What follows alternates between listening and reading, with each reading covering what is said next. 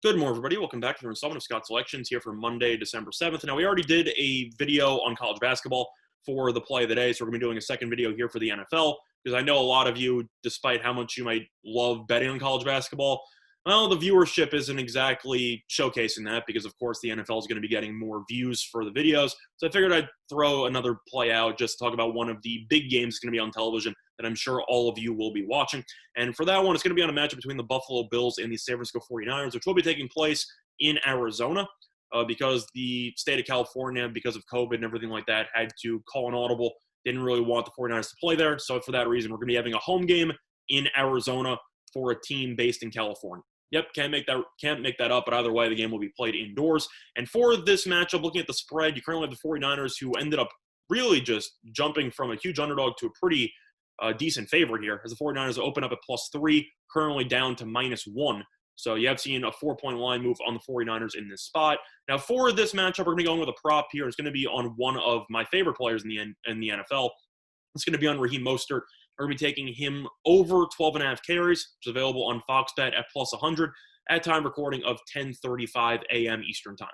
Couple reasons why I like the Mostert over 12.5 carries here. First of all, his first game back off IR, he had 16 carries. He ended up carrying the rock pretty frequently against the Rams, despite not being in the game that frequently. And he also, his competition was pretty weak as he ended up having to compete with Jeff Wilson, for example, for touches, who was also coming off IR. Jerick McKinnon's more of a pass catcher exclusive at this point because he is not really featured in the ground game at all. Now, Tevin Coleman's supposed to be coming back, but the only issue is that Coleman is going to be his first game. Plus, he doesn't have much of a role anyways. He's the backup running back, so I expect him to eat into Wilson's touches, but I really don't think Mostert's going to lose that many touches in this spot. Buffalo's defense has been terrible against the run. They're giving up 4.7 yards per carry, which is tied for 26th in the league. And the 49ers know, especially after what we saw last week, they might not have done that efficiently running the ball, but they know that they simply cannot rely on Mullins to throw the ball 30-plus times if they want to win. They're going to try to pound the rock, eat a ton of clock, and I do think the 49ers offensively, with that offensive line, should be able to run the ball pretty successfully, but that should lead to a lot of carries for these running backs. Now, Coleman might have a couple, maybe 5-6 carries. I think Wilson might have 10 or so. I think most will probably finish around 15 or 16. I think this might be a sweat going to the fourth. But based on what we've seen so far from this line movement, the 49ers going from +3 to -1, that does suggest there should be some positive game flow in the fourth quarter, assuming the 49ers are leading in the fourth, trying to eat up more clock. Even if this game is close, the 49ers shouldn't be forced to abandon the run at any point because I do think this game will come down to the wire.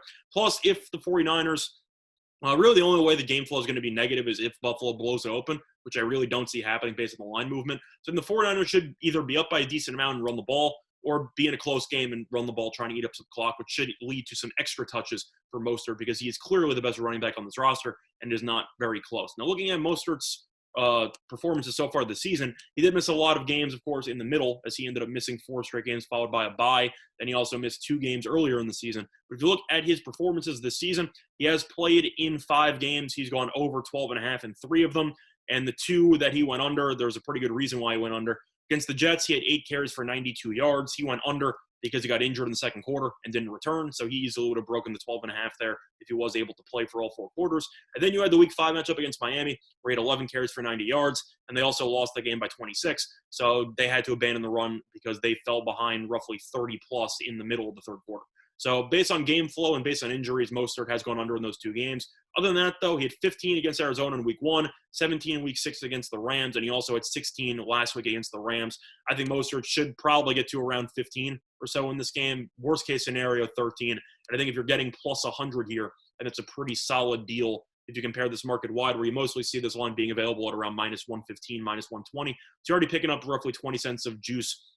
And I still think Mostert should get a lot of touches against his Buffalo defense, which has been disastrous against the run.